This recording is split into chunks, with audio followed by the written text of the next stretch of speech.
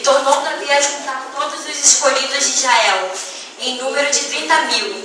E levantou-se Davi e partiu com todo o povo que tinha consigo Balaá de Judá, para levantar dali para cima a arca do Senhor, sobre a qual se invoca o nome do Senhor dos Exércitos, que se assenta entre os querubins. E puseram a arca de Deus em um carro novo e levaram à casa de Abinadab, quem está em Geba.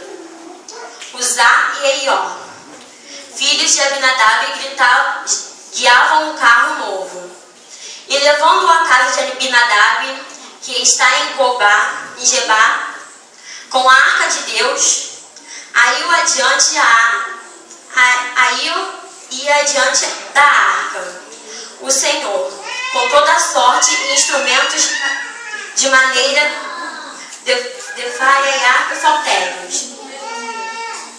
Aqui está falando de quando Davi trouxe a arca do Senhor para Jerusalém. A campanha fala sobre quando a arca do Senhor estava na casa do servo de Deus, o servo de Deus foi abençoado.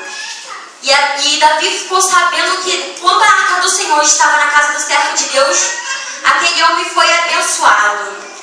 Mas para falar da arca do Senhor, nós primeiro precisamos saber o que era isso, o que simbolizava isso. A palavra de Deus diz que na arca do Senhor, naquela época tinha as tábuas da lei, que Moisés havia subido o monte a primeira vez, e Deus havia escrevido com seus próprios dedos naquela tábua. Então, quando Moisés desceu do monte, ele pegou o povo em pecado, adorando outros deuses. E aí Moisés pegou e quebrou aquela tábua. Um tempo depois, Deus pede para Moisés refazer o voto que ele tinha feito com Deus, subir ao monte e pegar e para Deus reescrever aquelas tábuas, os testemunhos. Quando Moisés subiu ao monte, Deus foi lá e escreveu, esteve com Moisés e se manifestou na vida de Moisés de uma maneira tão grande, mas tão grande, que quando ele desceu, o rosto dele resplandecia a luz do Espírito Santo de Deus. E se eu pudesse dar um título a essa mensagem, eu falaria assim: como é que está o azeite na sua vida? Como é que está a presença do Senhor na sua vida? Porque para você tocar na arca do Senhor, você tem que estar com unção.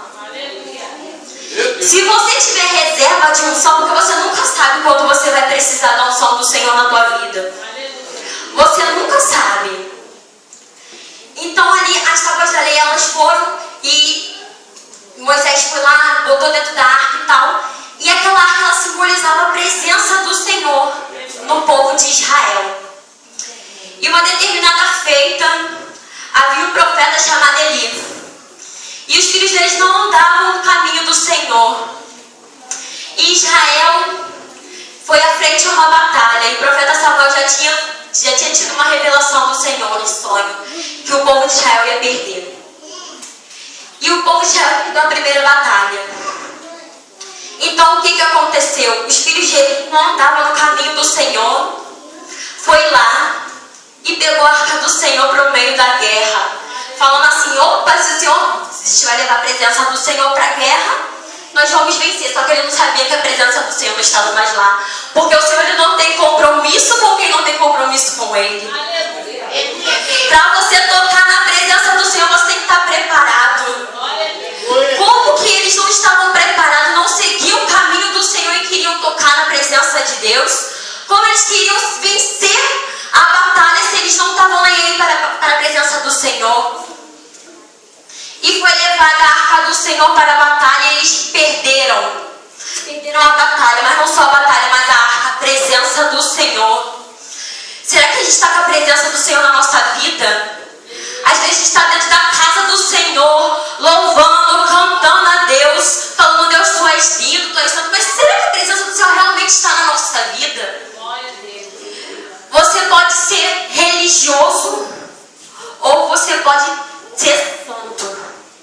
Se você é religioso, você vai crer em Deus. Mas se você tiver santidade e compromisso com o Senhor, aí Ele entra na tua vida. E por mais que sua vida esteja em luta, em treva, em prova, Ele te garante, porque você está firmado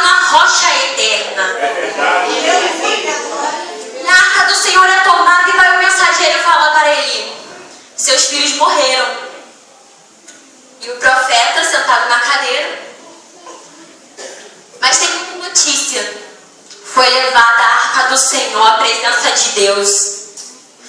Às vezes você está reclamando porque você perdeu uma coisa de valor para você. Mas mais do que uma coisa de valor, é você perder a presença do Senhor. Naquele momento ele caiu na cadeira e quebrou o seu pescoço. Meu Deus. Não porque os filhos deles haviam morrido, mas porque a presença do Senhor não estava mais entre o povo de Israel. Quantas vezes a gente se preocupa com os bens materiais, com as vitórias, com o que as mãos do Senhor podem nos dar. E a presença do Senhor fica onde na nossa vida? No segundo lugar? A presença do Senhor é primordial. Então, a mulher dos filhos de Eli estava prestes a dar à luz. E ela sente a dor de parto naquele momento e bota o nome do seu filho de Ícaro. Foi-se a glória de Israel. Ela tinha perdido o marido, mas ela botou foi-se a glória de Israel porque a presença do Senhor não estava mais entre o povo. Que bênção é essa mulher? Ela perdeu o marido, mas ela estava preocupada com a glória do Senhor que tinha saído do povo de Israel. Ela sabia que o povo poderia existir, o povo poderia estar lá presente, mas se a presença do Senhor não fosse com o povo de Israel, de nada adiantaria. E os filisteus levam a arca do Senhor. Vamos botar a arca do Senhor, sabe aonde? Lá na casa dos nossos deuses, Deus Nacon. E aí? Eles pensaram que derrotamos o Deus deles. Só que eles estavam enganados, sabe por quê? Porque o nosso Deus, ele nunca perde uma batalha. Eles pensavam que era simplesmente uma arca, mas não era uma arca. Não era simplesmente a tábua da lei. Era a presença do Deus vivo. E eles tocaram no Deus vivo. E à medida que a presença do Senhor esteve no povo dos filisteus, houve pestes. Começou a crescer úlcera no corpo do povo, ratos. E eles ficaram desesperados. Que Deus é esse que está assolando o nosso povo? Nós vamos mexer com Deus errado. E eles vão levar a arca do Senhor de volta para Israel. Quando a arca chega lá, Davi pega e fica sabendo. A arca do Senhor chegou. Vamos levar a arca do Senhor para Jerusalém, vamos levar. Estão andando lá, levando a arca do Senhor, e de repente, há uns barros e a arca do Senhor ameaça cair, e um daqueles homens que estavam lá estende a mão, e ali ele é morto. Davi, ele fica com o coração turbado e decide deixar a arca na casa de Obed-edom. O que aconteceu? Davi falou assim: opa, a ira do Senhor se acendeu. Eu não vou tocar, não vou deixar ali. Mas quando Davi pegou e viu que a casa de Obed-edom foi abençoada, ele preparou aqui nessa palavra. Ele preparou os levitas. Ele preparou os sacerdotes. Ele preparou tudo para chegar à presença do Senhor. Não é de qualquer jeito que a presença do Senhor vai chegar na nossa vida. Ele preparou tudo. Na outrora ele tinha tentado trazer a presença do Senhor para Israel, mas de qualquer jeito. Ele não havia feito a preparação devida.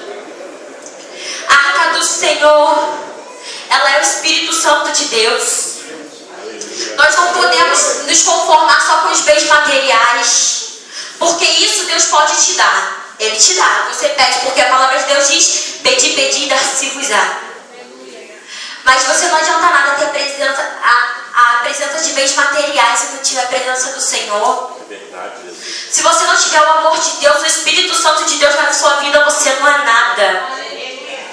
Não adianta nada você ter uma falsa felicidade, se a felicidade verdadeira quem te dá é o Cristo. Aleluia, glória. A arca do Senhor tem que entrar na tua casa, mas para fazer milagre na tua casa, você tem que deixar a arca do Senhor entrar no teu coração. Você tem que deixar a presença do Senhor entrar no teu coração, porque Deus, ele não vai arrombar no teu coração. O que é impossível para Deus? Só tem uma coisa que Deus não faz: te obriga a nada.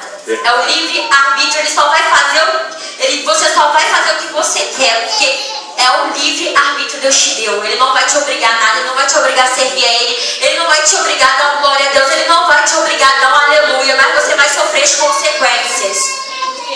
Os filhos de Eli sofreram as consequências, foram mortos por não servir ao Deus vivo, por mexer onde não devia. Eles foram mortos.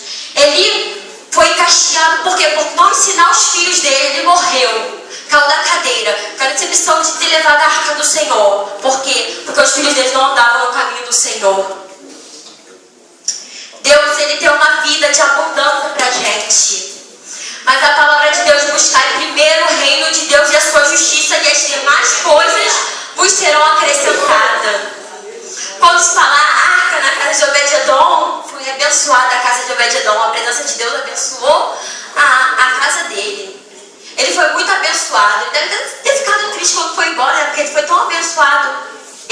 Mas ele só foi abençoado porque ele deixou a palavra de Deus penetrar no coração dele. Aleluia.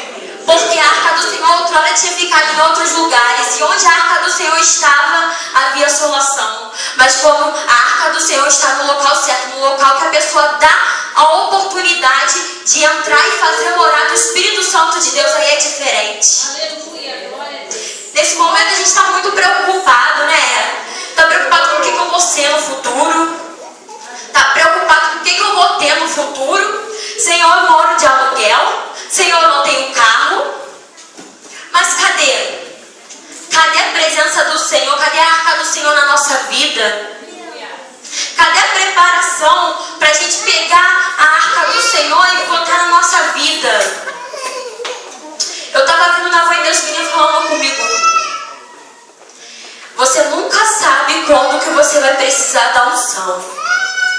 Às vezes no seu trabalho, na sua escola, onde você menos espera, Deus quer te usar. E se você não estiver preparada, o que você vai fazer? Onde você vai deixar a arca do Senhor se você não estiver preparado? Onde? A presença do Senhor, ela tem que ser constante na nossa vida. A arca do Senhor, ela só vai fazer um milagre se nós deixarmos a presença de Deus enraizar no nosso coração. Deus, Ele tem visto todo o sofrimento do povo. Ele tem visto sim. Ele sabe tudo que você passa. Ele sabe de tudo que você precisa. Ele pode mudar a sua história. Ele pode mudar a sua situação. Mas e você? O que você pode fazer por Deus? O que você pode fazer por Ele? Não é uma troca de valores, não. Não é uma troca de interesses, não. Porque o sofrimento de Jesus na cruz não foi por interesse, foi puro. Foi por amor. E por amor, onde que a gente está fazendo? O que a gente está fazendo com a presença do Senhor por amor? O povo de Israel deixou a presença de Deus. Por quantas vezes o povo de Israel pecou? Por quantas vezes o povo de Israel adorou outros deuses? Mas sempre tinha um lá que estava intercedendo pelo povo, falando: Senhor, tem misericórdia. E admoestava o povo para seguir o caminho certo. E quando o povo entrava em caminho de retidão, o Senhor abençoava. Não adianta nada você ter as bênçãos do Senhor se sua vida está de qualquer jeito. A gente tem que buscar mudança. Eu não estou falando que você tem que ser santo, porque santo ninguém é e ninguém vai ser nunca, só Jesus. A santidade é uma coisa que só Jesus teve. Ele veio aqui na terra, Ele foi o único que foi santo. Todos os dias de nossas vidas nós pecamos. Nós falamos contra o Senhor. Todos os dias de nossas vidas nós temos... Acho que é a misericórdia de nós estarmos vivos. É a causa de nós não sermos consumidos por todos os nossos dias. É a misericórdia do Senhor. Porque pelos nossos pecados já era para nós termos morrido. Mas o que Deus faz? Não, eu vou ter misericórdia. Ninguém é santo.